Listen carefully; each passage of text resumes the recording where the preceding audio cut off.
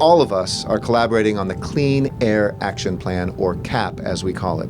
This tool, first created in 2006, was the green print for moving forward in our communities, protecting jobs, but also cleaning up the air. And that's why today we're making this commitment.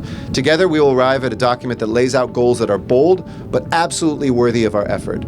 Because this is really brave new territory.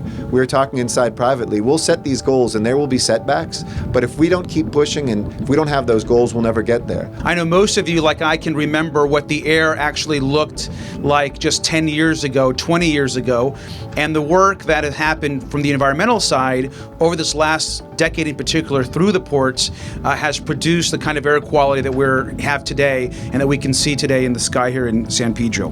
Now, we know that through the Clean Air Action Plan, we've dramatically reduced greenhouse gas emissions, and we know that more importantly, it's important for Los Angeles and Long Beach to work together.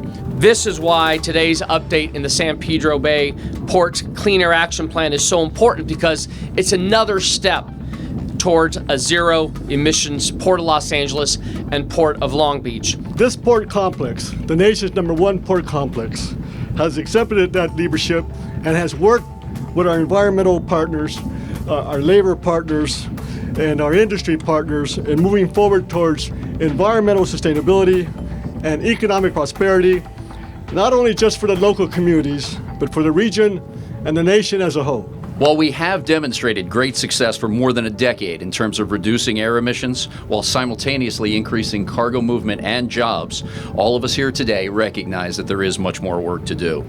The next iteration of the Clean Air Action Plan will be the blueprint that guides us to reaching the challenging but obtainable goals you heard from both mayors this morning.